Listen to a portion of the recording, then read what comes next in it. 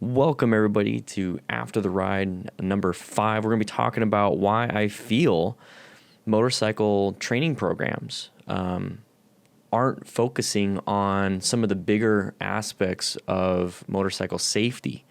It's all the typical things, and we'll go into this. It's all the typical things, like gear, make sure we have the physical training, make sure we know how to do, U-turns, all these different things, just very good stuff that's going to get you to pass your test. But it really doesn't put into the mind of the motorcycle rider that what we're doing is dangerous, absolutely 100% dangerous. And, why are, motorcycle fatalities rising from, back in the 90s to where now they're kind of leveled off to around 4,500 motorcycle fatalities a year consistently for many years? Why is it not going down, and why did it rise up in the first place?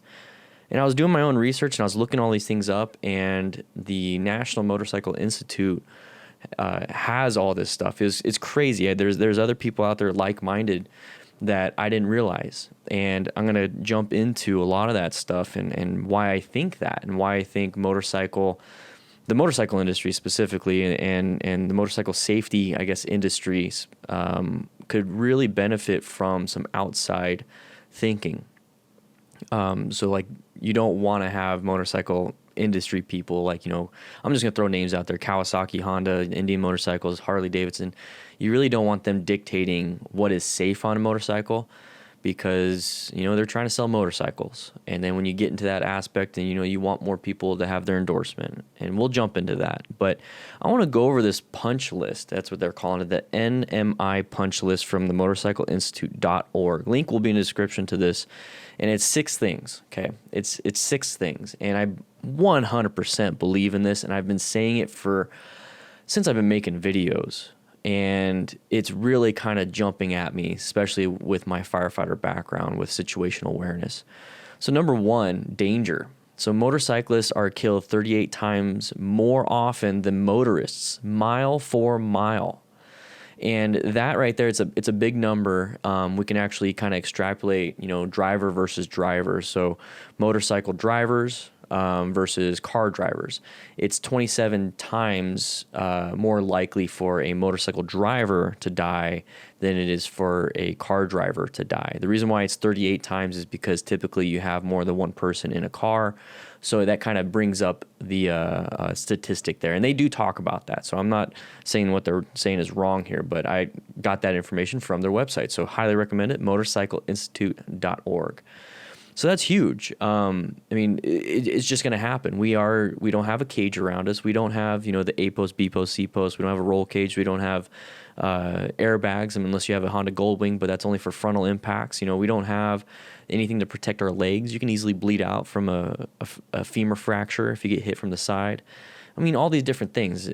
It's inherently dangerous even with gear. And that's the one thing I've been telling people. It's wear gear all the time, but you have to understand that it's dangerous, and you need to be able to look ahead and do all these different things. And we'll talk about that a little bit later. So number 2, the striking vehicle. Okay, so in fatal motorcycle crashes, the motorcycle is almost always the striking vehicle, 96% of the time. 96% of the time, the motorcycle is the thing that is crashing into something, whether that's a guardrail, another car turning left in front of us, which that's one of the biggest things, cars turning in front of us. And the other biggest thing for motorcycle fatalities and crashes are curves. So the striking vehicle, we're striking guardrails, we're striking a tree on the outside, we're striking the berm, we're striking whatever's out there. And then, curbs, pedestrians, all those other things. So 96% of the time. So for us to tell, drivers or other people to not hit us, that's only 4%. And that to me is eye-opening. You guys should be completely eye-opened to this. And I realize I'm off-center on the camera. I'm getting excited. You have to understand that we are the ones striking things and killing ourselves. Okay? So number 3, the motorcyclist has an endorsement. Okay, so in fatal motorcycle crashes involving street legal motorcycles, the motorcycle driver almost always possesses a motorcycle endorsement. Sometimes the endorsement is suspended, revoked, or canceled. Either way, the person that crashed in a fatal crash or any crash They have their endorsement. So the licensing is not the problem. How we got the license, all these other things.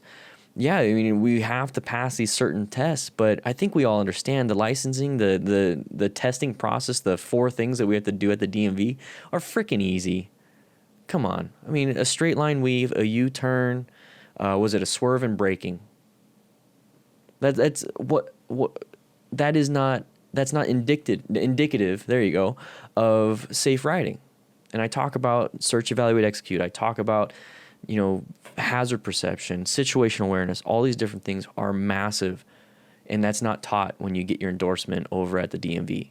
And it's rarely taught in training programs.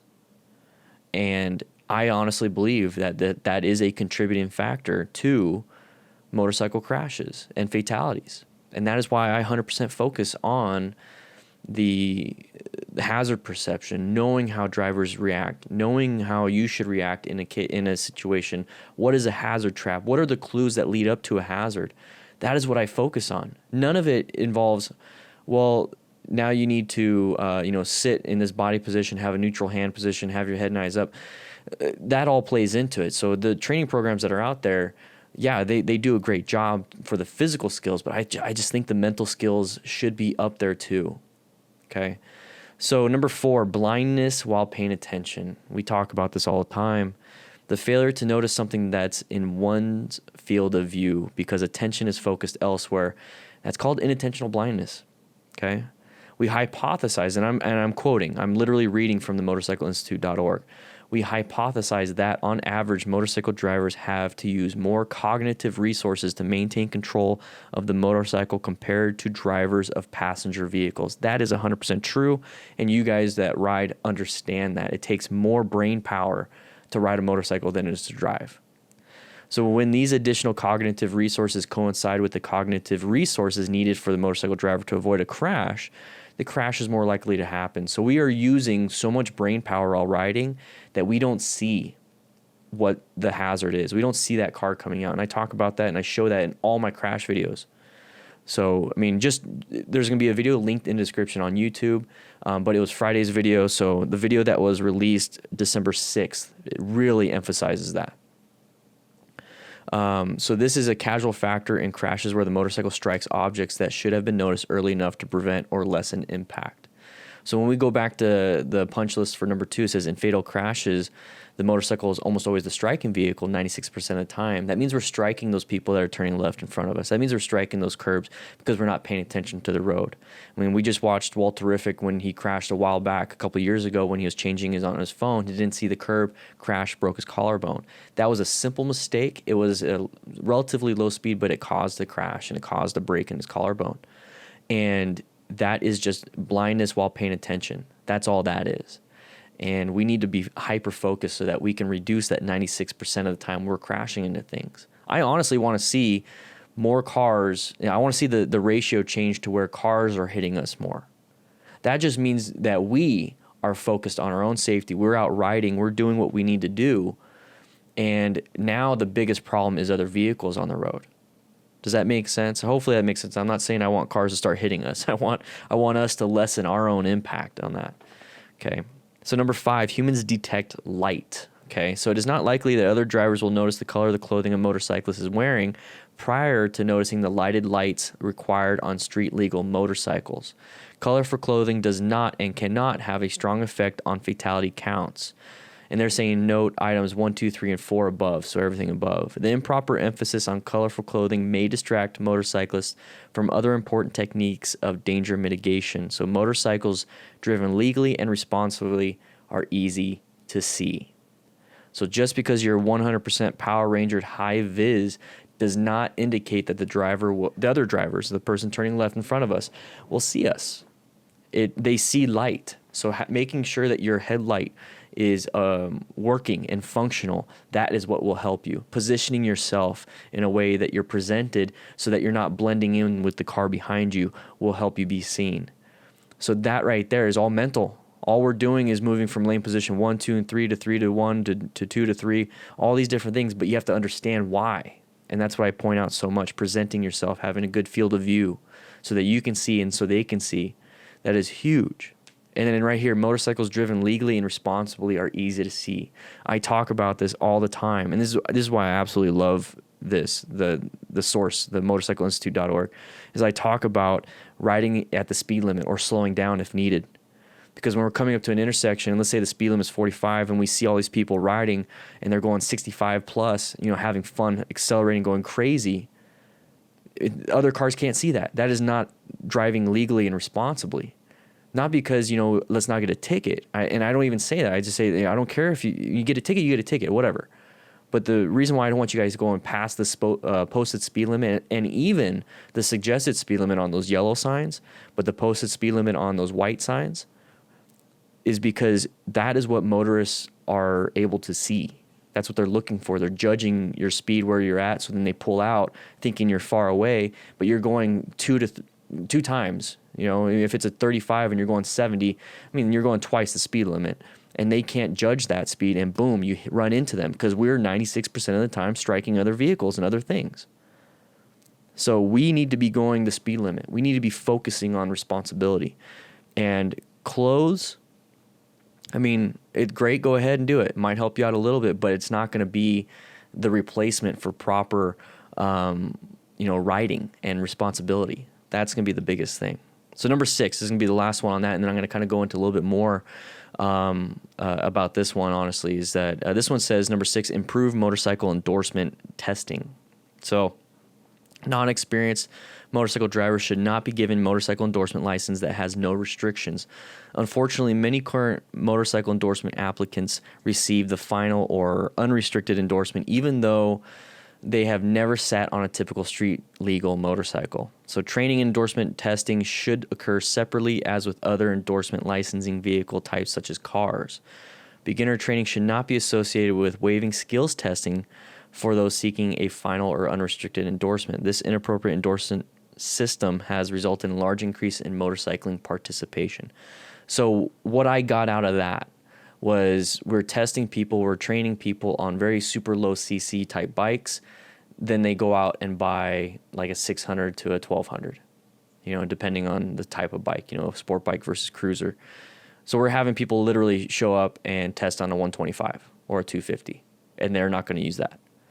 And now they get onto something that's even crazier. They need more training. They need more testing. They need more skills to handle that bigger bike. Yes, the primary controls are the same, and I preach that all the time. If you know how to ride a 125, you know how to ride a 1200 or 1000.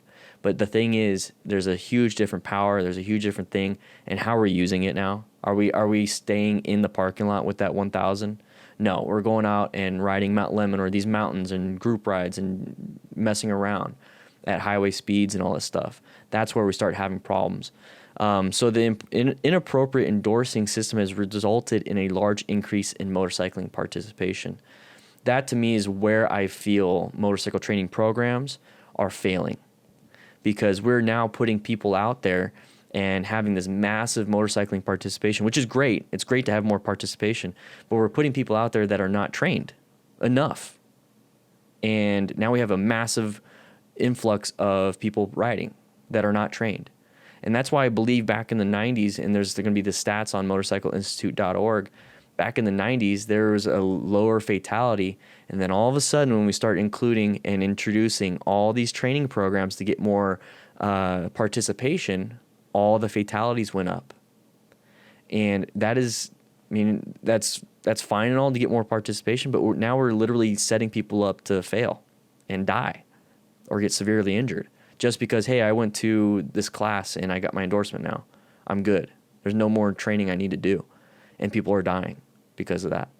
And I go back to, and now I'm going to go, these are the 6 things, NMI Punch List, motorcycleinstitute.org. Check it out. Link in the description on YouTube. If you're listening to this on Spotify or iTunes, swing on by youtube.com/Dan and the Fireman, and you can easily find it. Or just go to motorcycleinstitute.org. So, the motorcycling participation.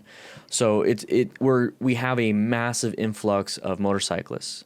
Prior to the death range that went up and now stabilized around 4,500, we didn't have a massive influx of motorcyclists. So we had motorcyclists that wanted to do it, that were there to do it, that had training from an uncle or had training from something, and hyper-focused on probably the important things that kept those other people alive.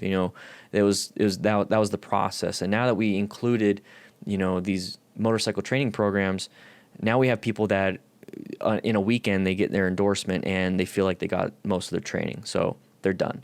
And that's where we start getting people that don't have that uncle that's constantly riding with them, or that friend or family member that is working with them consistently over months, weeks, or whatever it is. They probably have better training. So we had like this massive influx of bad riders. It's like that massive influx of beer companies. And all those microbreweries. I mean, it's like all these beers taste the same. These ones don't taste good. And then you find out which beer company you like, and it's like one or two beer companies out of the thousands. So now we have like one or two, or 3 or 5 or 10, good motorcycle riders that come out of these training programs that will be a lifelong safety-minded rider. And then you have like a couple hundred that got their endorsement now ride like hooligans. I think that's what's causing a lot of these problems. And to jump back into, why? And I always ask myself this question, why? Why is that the case? And I honestly believe that we have a problem when it comes to who's in charge, or who's dictating the training curriculum. But I mean, I just think it's an overall problem. I think we went down a path and we're stuck on this path. And I think a lot of it has to do with who's training, who's creating the curriculum, who's doing this. And I think a lot of it comes from motorcycle racing people, ex-MotoGP or whatever, ex person that was racing and that's all they know. Or they might have different hobbies here and there.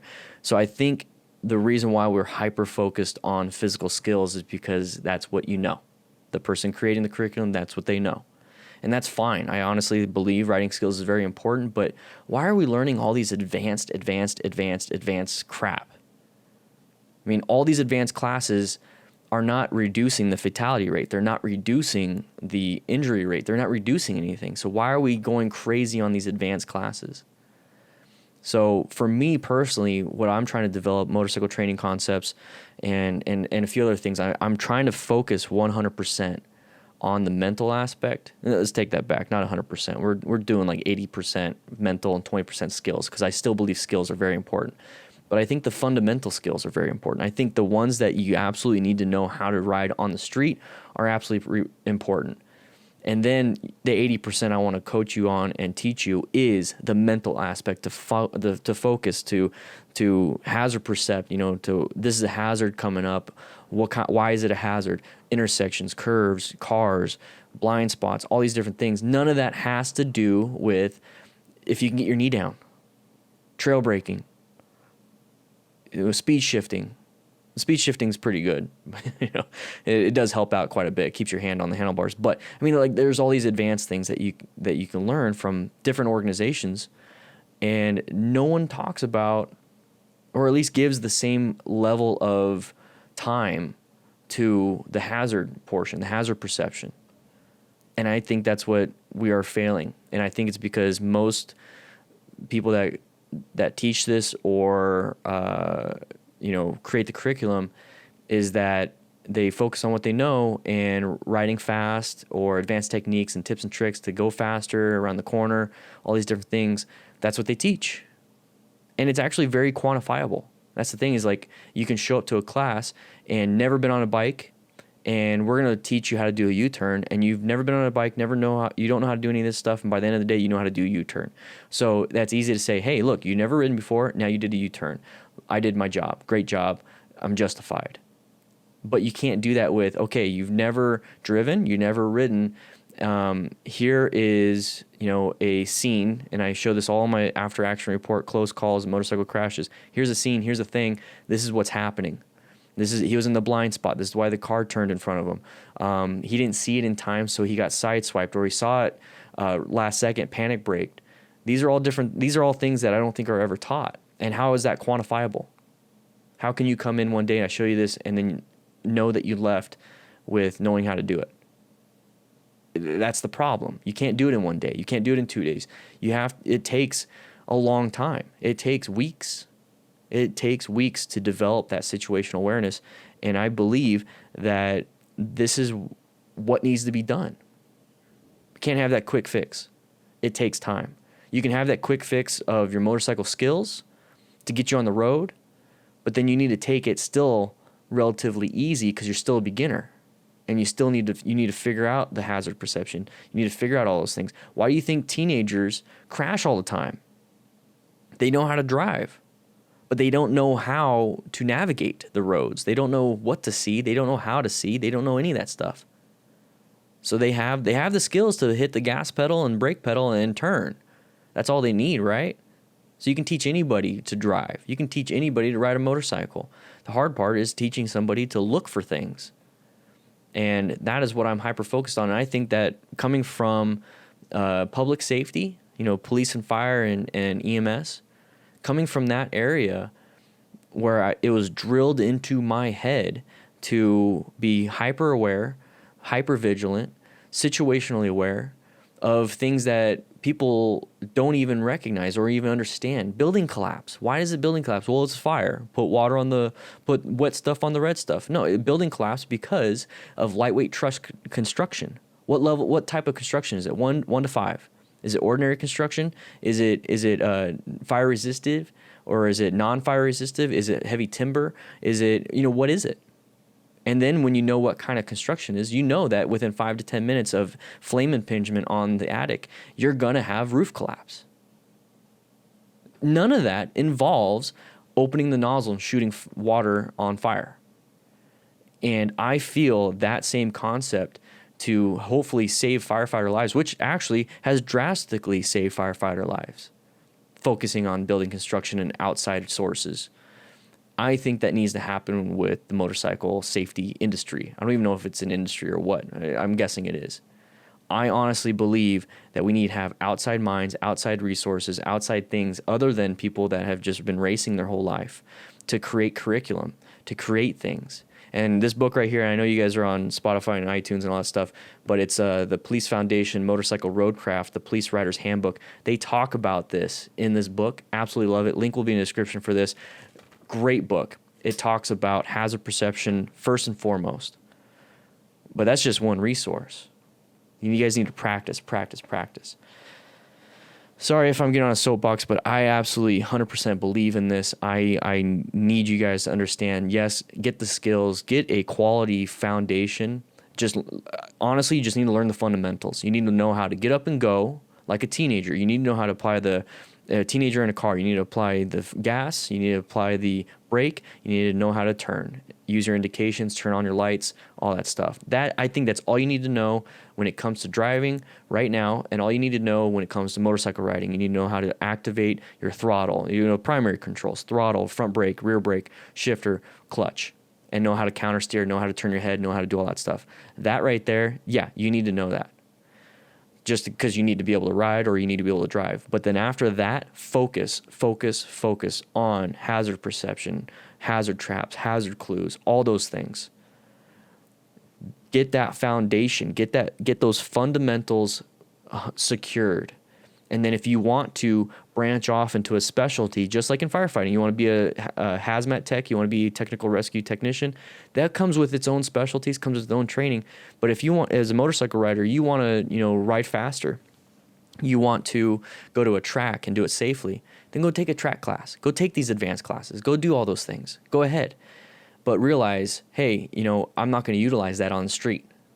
Just like a hazmat tech isn't going to be like, well, let's test the fire and the wood that's burning for the chemical properties. It doesn't matter.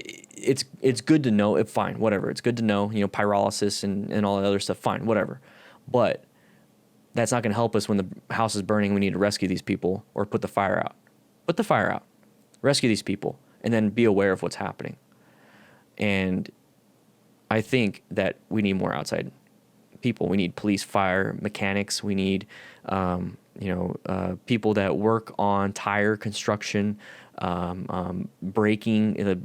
I think the braking companies like Brembo and all them should be interacting with a lot of these things, not just race drivers, riders, whatever. I'm super passionate about hazard perception. It's not just because, well, you should take advanced classes on this. I've taken advanced classes, and they're great, absolutely great. I highly recommend them, but I feel that what I learned from these advanced classes or anything above the basic rider course is good gee whiz information. The thing that has kept me safe this whole time, and I'm starting to really realize it, is the training I received over 10 and a half years, 3 academies, 3 fire academies, 2 EMT academies of hazard perception, situational awareness. That has been drilled into my head for years and years and years and years and years and years and years, from call to call to call to call. And it's translated into my motorcycle riding, and I can see the hazard ahead of time because I know what a hazard is. I can see what's happening ahead of time because I understand what's happening. Focus on that, please, everybody. But still take classes if you want to. Still take classes if you want to, but understand this stuff, okay? All right, with that said, I hope you guys ride safe, be safe, and I'll be seeing you around.